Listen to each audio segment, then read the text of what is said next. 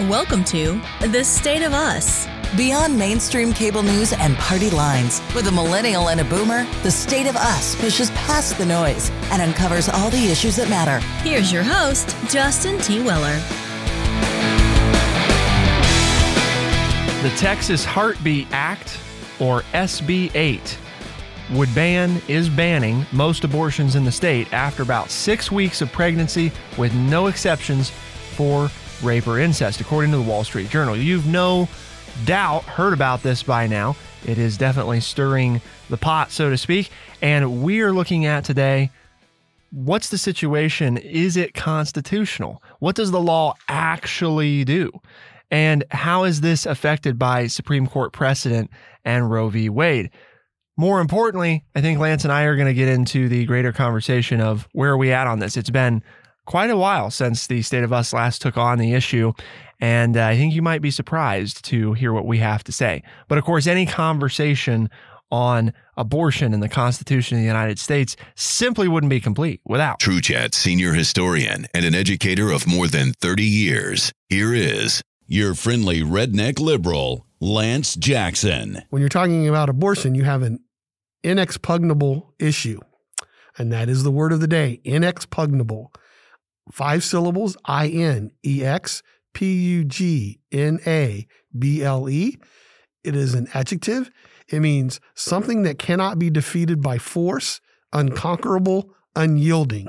And I think that usually describes the majority of people when you discuss this issue, that it's no matter what you do, it's very hard to convince them to believe differently or to change their minds, which is why it has been a recurring issue in our country for so long, is people have a hard time getting past what they personally believe and seeing the other issues, and also understanding maybe some of the other issues that are involved. They try to paint it as a black and white issue, that it's either right or wrong, you either feel this way or that way, and they don't see all of the little curves and twists and turns that are involved when you discuss it. And we're going to try to do some of that today. So what's up first, Justin? So we're going to look at, Lance, today, as I mentioned, what does the law do? What did the Supreme Court say about the law? And then we're going to look more holistically at the greater issue of the context of, Roe v. Wade, but also where we're at just on the larger issue. So as far as the law itself goes, and this is from the Wall Street Journal, of course, it's linked on our website, thestateofus.org. The Texas Heartbeat Act, also known as SB 8, was passed into law earlier this year by the Republican-controlled Texas legislature and signed by Texas Governor Greg Abbott in May. It says that a physician can't knowingly perform an abortion if there is a detectable fetal heartbeat. In practice, what this means is that basically most abortions are restricted after about 6 weeks of pregnancy, and it makes Texas the most restrictive state in the nation for abortion access. The act provides an exception for medical emergencies that could affect the health of the mother, but none for pregnancies resulting from rape or incest. The big key difference here, because you might say, well, haven't some states tried to do this before and it hasn't really worked? And you would be right, generally speaking, but here's where the difference comes in, and this is key. The Texas law attempts at restrictions to severely limit abortion access are different because it creates a new enforcement structure that allows private citizens to bring a civil lawsuit, fancy word for sue, abortion providers, and to collect at least $10,000 in damages plus legal costs per abortion challenged successfully. In addition, the law also allows potential lawsuits against not only clinics and doctors, but also anyone who aids or abets an abortion, including insurance companies and transportation providers. And that, Lance, right, you brought this up to me before the show, that's a key legal difference between other attempts that have been made in the past. It's almost like a citizens police force, giving power to those people who want to force their beliefs onto others. The other part of this that I think is worth mentioning is the 6 weeks part. And that is that many people aren't even aware that they're pregnant within that 6-week time frame. Well, my period is late or whatever, and they don't even start thinking about that, whether or not they might be pregnant, unless of course, they're trying to become pregnant. They want a child or whatever. And then they're like, oh, this is the first sign, and I'll run out and get it tested. So therein lies, I think, one of the other arguments is that you're making it almost impossible. But that's the point of the law, right? This is what the Texas legislature wanted to do.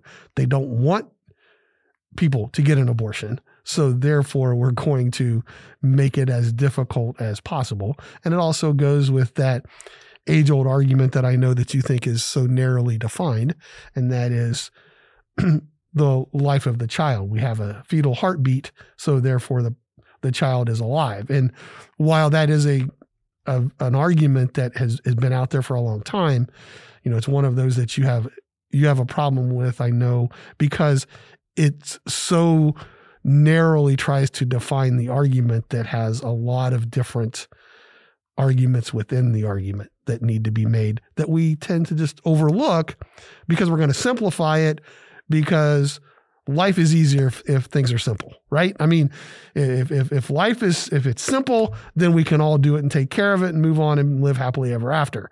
Oh, I mean, we have to discuss things because there are nuances and changes here. Oh, I don't want to do that. That's too much work. Well, it's a whole branding thing, right? On both sides of the equation, they have found a way that generally, if you extract it from the issue of abortion, right, and you set aside this trigger discussion for all of us in this country, and you just simply say something like, I'm for women's rights, right? I want women to have rights. Most Americans, and I get that there's, a percentage of Americans who don't think that women should have rights at all, but the vast majority of Americans, right, are going to say, well, yeah, I mean, absolutely, women should have rights, of course, and on the other side, you're going to talk about we shouldn't kill babies. Again, if we extract that from the abortion debate, I mean, maybe you're going to find some crazy people out there in this country that are like, yeah, we should kill babies, but obviously most of us are going to say, well, no, of course, we shouldn't kill a baby, obviously, we don't do that. That's not right. That would be bad. So they've both found, and that's my point there, is they've both found, to what you're saying, Lance, a very simple thing to pull out and say, well, this is easy to agree with, right? Mm-hmm. This simple notion, if we just kind of don't attach it to the more complicated issue of, when a person becomes a person, if we just separate it out, because when you talk about women's rights, you can mostly set aside the issue of, well, we're not talking about whether or not this person's a person and whether or not they're dying. We're not talking about that. We're just talking about this woman and her rights. And on the other hand, we're not talking about women's rights. Well, we don't care about women or their rights. That's not what we're talking about. We're just talking about babies and whether or not they're being alive or dead or whether we're killing them. That's it. That's all we're talking about. And the whole issue is that you can't separate. Right. And that's why the issue is a problem, is because the two sides would like to only talk about what their portion of the conversation is, right? Mm-hmm. And they don't want to acknowledge that you can't have their side without affecting the other side, and that's part of why this is a problem. And if you make it that simple, then we can decide and we can move on. Sure. But it's not that simple, and that's your point, in which I totally agree with. But it's just out that the Supreme Court that the Justice Department and Merrick Garland are going to bring a case to court. Correct? Exactly. Yes. So the Attorney General of the United States is suing the state of Texas over this law, and that it comes in the wake of what the Supreme Court has said. And I think this is important too. It's kind of a misnomer. What the Supreme Court has said is that they're not saying anything yet. So, it's one of those, well, the court said, well, not really. All they said is that they're not going to preemptively, what they had been asked to do was basically, provide like an injunction and stop, right, the law from going into effect until a full case could be heard. And they said, no, we're not going to do that. They declined to intervene. Okay. We're not going to say anything at this point because they to understand that it's a inexpugnable issue. It's like, yeah, we're just not going to step in because we don't want to do anything about it either. Well, and exactly. And they point out that the conservative majority in their unsigned, you don't exactly call it an opinion because, it's not per se an opinion, mentioned that, quote, there were serious questions regarding the constitutionality of the Texas law, and then further acknowledged that the court might lack the jurisdiction to act because of procedural technicalities, which, to Lance's point, as we had discussed before, that's part of why this law is unique. And you might say, well, what? And that's what we were talking about with the enforcement of this, where the enforcement, so to speak, really doesn't lie with the state of Texas. And see, this is the big, right, difference is, well, the enforcement lies more with your everyday people and whether or not they're reporting this, and then it's on the civil side, right? And so, I mean, you get into, there's this whole other component that really with previous things hasn't been part of the equation. And that's, that's part of the issue. I mean, without going down into the weeds of what the other things are the court's saying could be a technical reason. The Attorney General, however, Lance, right, he's arguing, part of his argument is the Supremacy Clause here, which is just saying that basically, federal law, according to the Constitution, supersedes, state and local law. And in this instance, because the federal government is still obligated, right, by Supreme Court decision and the ruling of constitutionality to, provide access to abortion providers and so forth, that the state of Texas is actually trying to step outside of what it can do by hindering what the federal government, again, by law, is obligated to do. So it's a very, and I know for a lot of people out there, it's like, again, we want to keep the debate simple, right? Because this isn't what the debate about. But the debate is going to be about the legality of doing this, not whether or not it's right or wrong to do this. Unfortunately, I mean, what happens as an outcome will be how good are the lawyers at arguing whether or not this technically can proceed based on all of these other laws and precedents that already exist. So what we're going to look at coming up, though, Lance, is we're going to talk more about the right and wrong of the situation, right? Because I at the end of the day, if we could ever get that stuff answered and come to an opinion as a majority of the country, we might be able to get our lawmakers to actually put something in place that avoids some of what we have going on right now. And we'll also talk about the motivation behind the law. Why do you think this is taking place? Send us your thoughts. You email us, podcast@thestateofus.org. We'd like to hear from you. So what are the motivations for it? To find out, keep it here on The State of Us, and we'll be right back.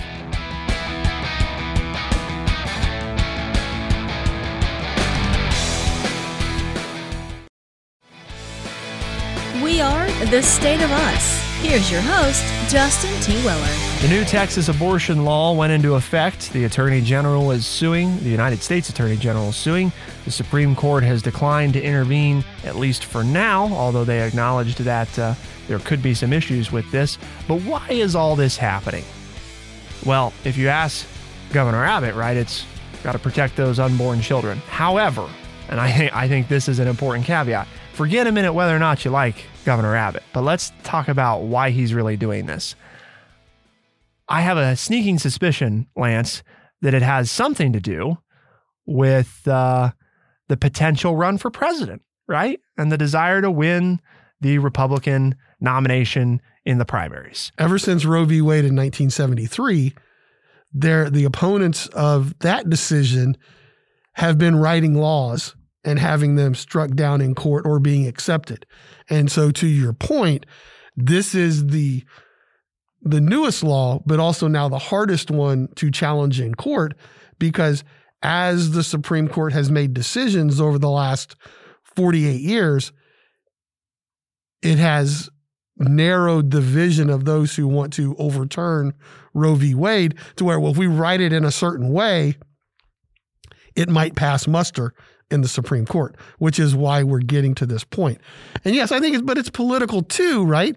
On President Biden's part to tell Attorney General Merrick to we need to challenge this. So on both sides, they're not, I mean, I would hope that they're concerned about what they say they're concerned about, but for both of them, it's political.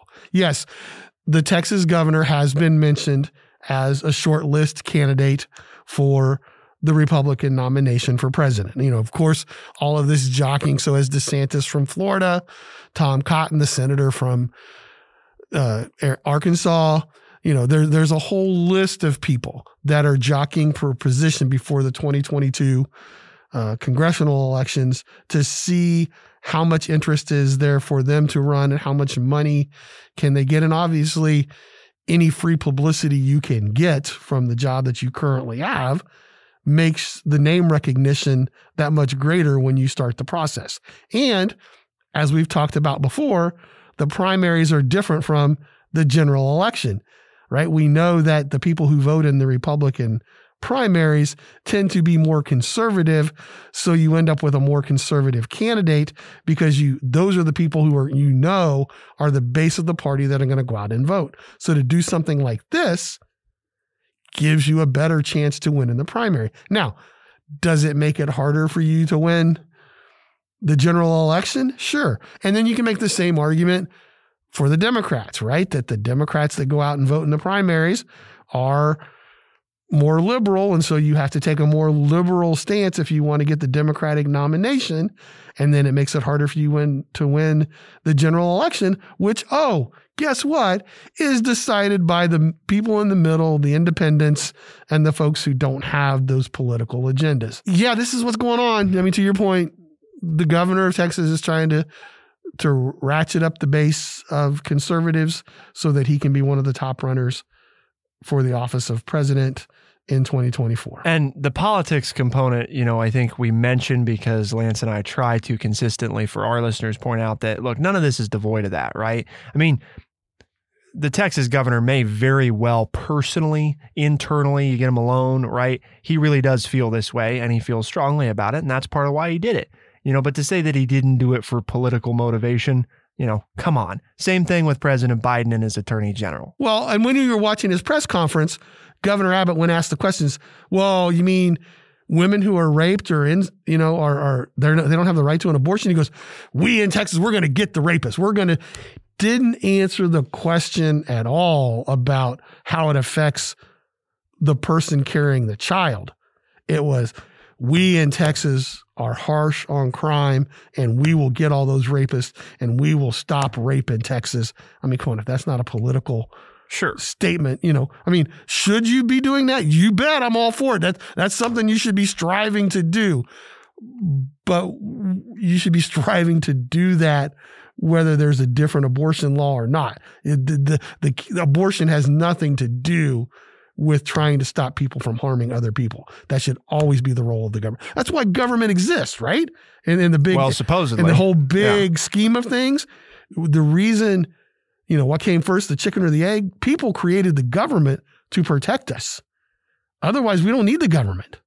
We can't protect ourselves, so we have a government who's supposed to protect us. So when the government says, well, we're going to stop this so you can be protected, it's like, well, duh, yeah, that's why I allow you to make rules, because I really don't want you to run my life, but I need protection. So, you're going to protect me?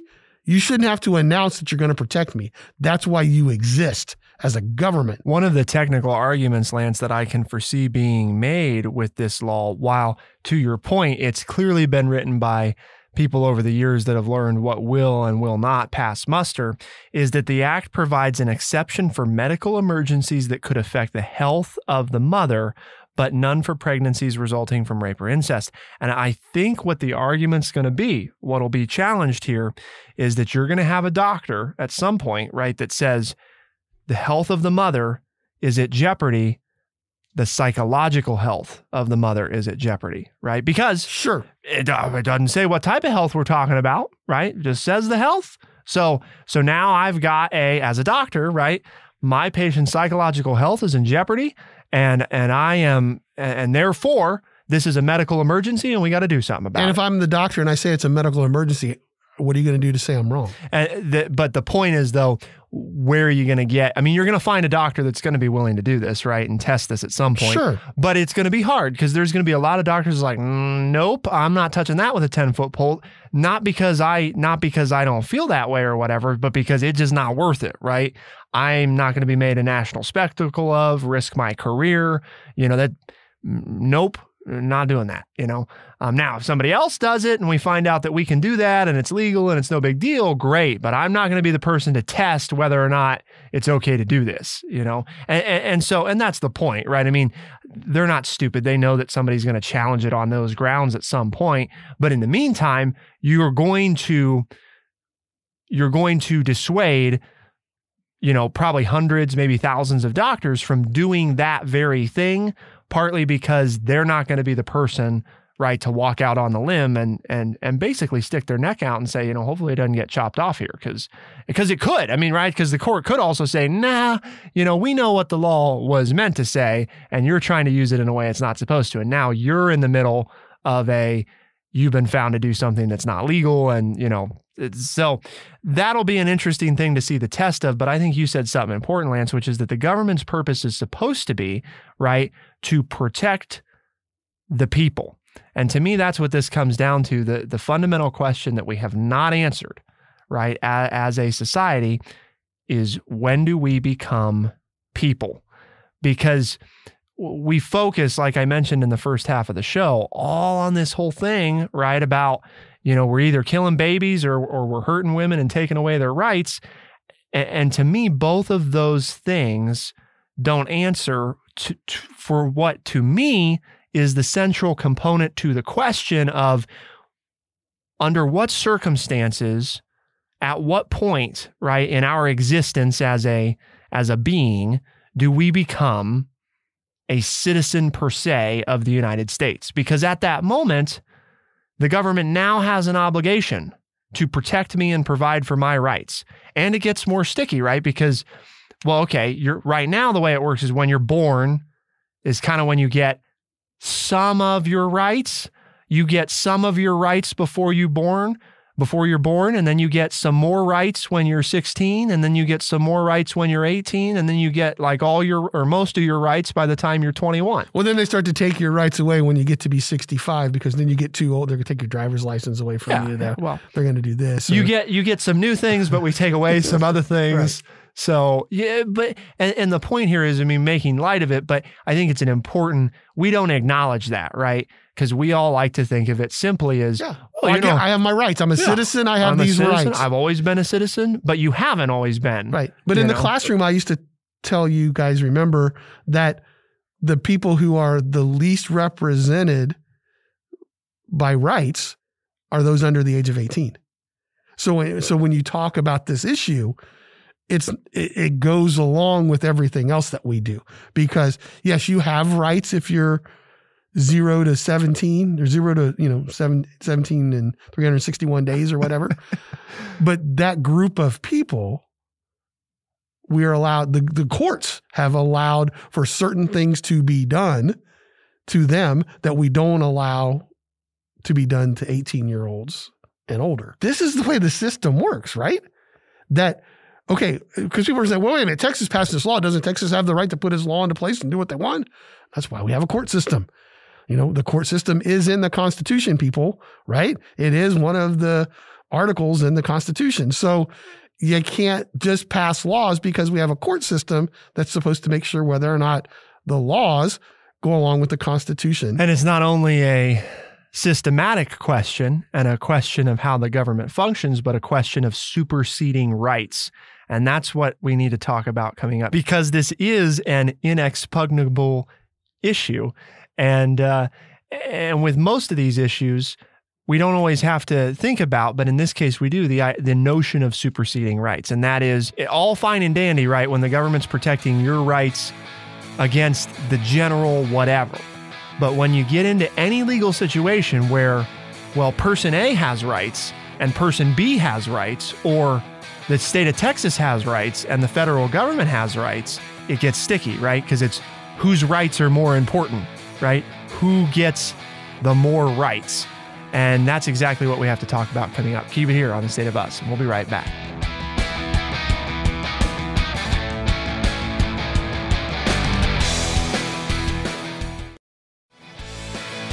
We are The State of Us. Here's your host, Justin T. Weller. I'd imagine most people understand why the issue of abortion is so inexpugnable, but we have to look at this issue of superseding rights because this really is part of the sticky wicket, so to speak, that's not been addressed. And this is what I was referring to in the beginning of the show. In case you haven't figured out, I'm going to tell you that I'm one of those Americans that has a hard time on this issue. Do I think that women have a right to control their health? Yes, I think all Americans have a right to control their health.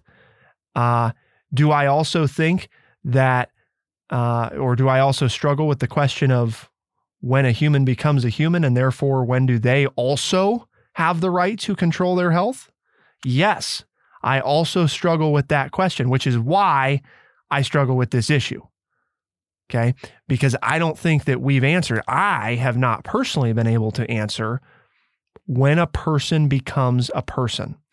Because, and let me just explain this, lay it out a little bit, right? For example, if a person becomes a person the minute that their heart beats, such as in this law, well, now we have this issue, right, of, well, the person carrying the child has rights and the child has rights. So whose rights are more important?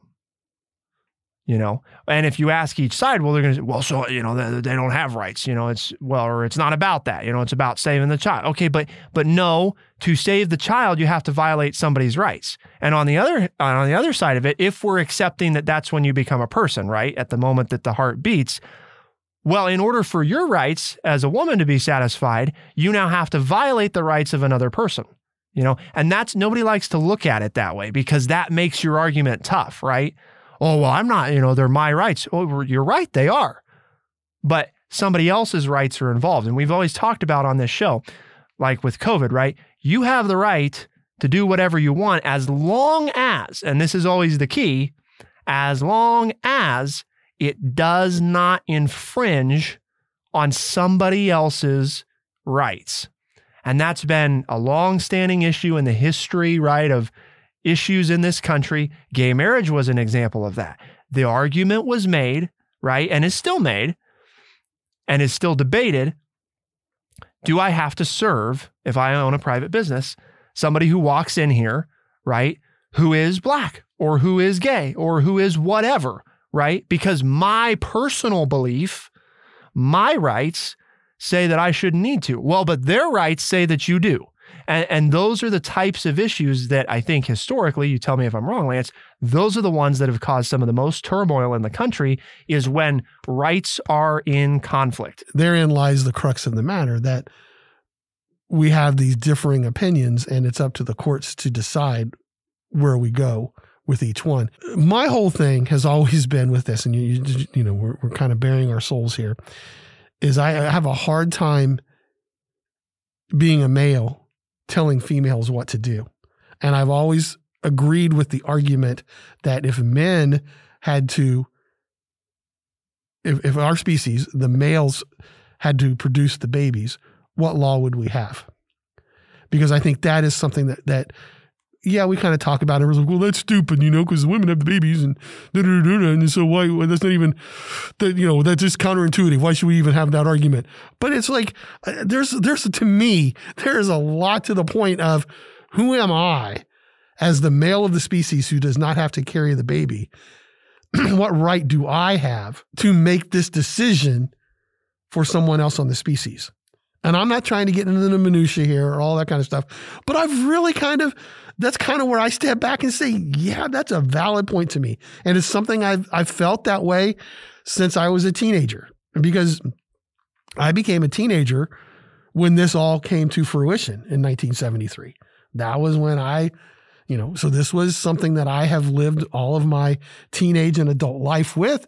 And it just really made sense to me when women's rights advocates would argue It's our body. Who are you, group of men, to decide what we do with it? And I know, probably going to get the emails and, well, don't you care about kids? And yeah. I spent my entire life teaching children. I've had 2 of my own, both of which are daughters. But there comes a point where I see that side of the argument. And, but to your point, you're splitting hairs. Is it at inception? Is it once you're out of the birth canal and you're breathing air on your own? When do you then get your rights? And to your point from segment 2, how many rights do you have at those points? Because you don't have full rights of citizenship when you come out and breathe air on your own for the first time. You don't. We don't let you have a driver's license. We don't let you do this. We don't let you do that.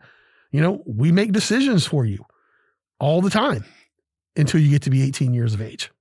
So what rights do you get once you are born, or once you are conceived, or once there is a heartbeat? You're almost pulling you're sounding like Thomas Jefferson here to us, and our, what right do we have to bind another? Yeah, if I have to sound like somebody, I will take that as a compliment that I sound like Thomas Jefferson. So I appreciate that. In 1789, he wrote to James Madison and said, "The question whether one generation of men has a right to bind another seems never to have been started either on this or our side of the water.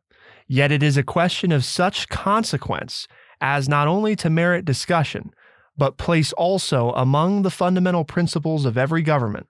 The course of reflection in which we are immersed here on the elementary principles of society has presented this question to my mind, and no such obligation can be transmitted, I think, very capable of proof. I suppose it to be self-evident that the earth belongs unsuffruct to the living, that the dead have neither powers nor rights over it." And this is a greater conversation that's had over time about Thomas Jefferson pointing out his skepticism about any of us having the right to impose restrictions on others. The problem here, of course, and the common counter to it is, then you can't have government, because the whole notion of government is based around me and Lance, or you listening at home, or whoever, making decisions that affect the rights of other people, right? And it's tough because, he has a fair point, which is, what right do Lance and I have to make any decision, about how somebody else handles their health? At the same time, our entire system of orderly society is built upon some idea that we all agree to abide by a set of rules that some other people on high have decided that we have to abide by.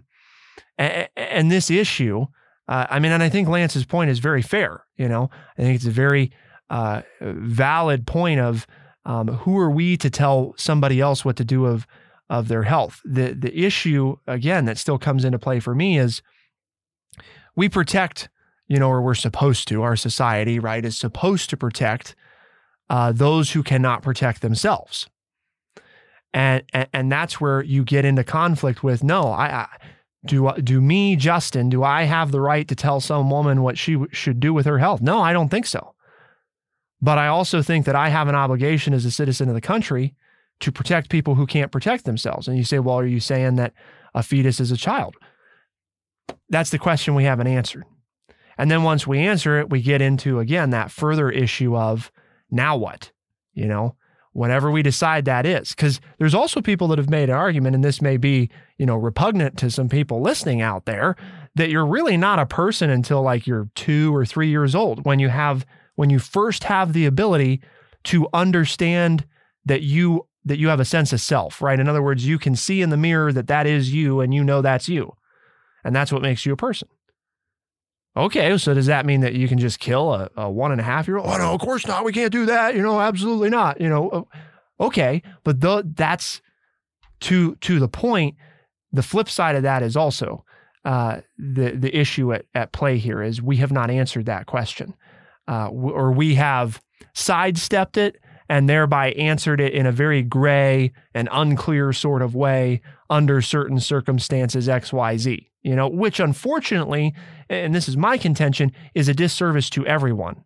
It's a disservice to the women who are stuck in a terrible, precarious position because we continue to have this conversation and it changes and it's not fair, and it's a disservice to our future generations because we have not done a clear job of establishing when these people become people. At what point do they cross from being a, sack of cells to something that we as a society have an obligation to protect? And in the meantime, we need to have that discussion. But that's why we do the show, right? I mean, to your point, we need to have that discussion, but we still have to do something in the meantime while we're having that discussion on when it is viable. You and I are having the discussion, but we need other people to have that discussion, right? Set aside these, preconceived stuff that we're doing and have the honest conversation. Because I think if nothing else, that's what some of our founding fathers who had some of the greatest conversations like Thomas Jefferson, John Adams, that's what they would have tried to do to answer the question, is have what we're having, right? Which is the conversation. And that's what we do here at True Chat, right? I mean, that's our mission. We're trying to educate people by providing honest, open, and respectful conversations. And that's what we've had today. That, you can hopefully tell Justin and I don't necessarily agree on this issue. We agree that we need to discuss it deeper than we do, that we need to have maybe a different conversation, but we can still sit here and talk to one another about this issue and leave friends and understand each person's side of it, and then hope to do better to make it the greater good for all. And if you like that kind of stuff and you've enjoyed the show, make sure you tell your friends and family about it, because we think that that's the way to solve all the problems that we have, is that we need to be able to talk honestly and openly with one another and still remain friends, because we do it because we've talked in a respectful manner. And if people say, well, that sounds like the kind of show that I would like to listen to, tell them they can find us on Spotify, Overcast, Stitcher, Apple Podcasts, and everywhere podcasts are found. As people take away from this show, I hope that people take away that I don't try on this issue to be against anybody. I want to hear what people have to say, because I hope that what our mission is, what Lance just shared, that's how we arrive at a better understanding. It's okay to say that you're not sure. And it's okay to say that you want to hear from more people and that you want to know what they have to say, because that's the only way that we get to some kind of hopefully informed opinion about something. And that's, I think, what we're trying to do. I don't know if we're getting it done, but it's your job to let us know. Send us an email, podcast@thestateofus.org. New episodes are available Tuesdays and Thursdays of the podcast. And you can also find select episodes on the weekends in Talk Market radio stations across the country. So check your local AM or FM station, see if they carry The State of Us. And if they don't, we'd sure appreciate if you'd call them up and say, hey, why don't you got this show? For The State of Us on True Chat in Urbana, Ohio, I'm Justin T. Weller. I'm Lance Jackson. Special thanks to our producer, Bradley Butch, and thank you all, our audience, for tuning in. We'll see you next time. Be the change.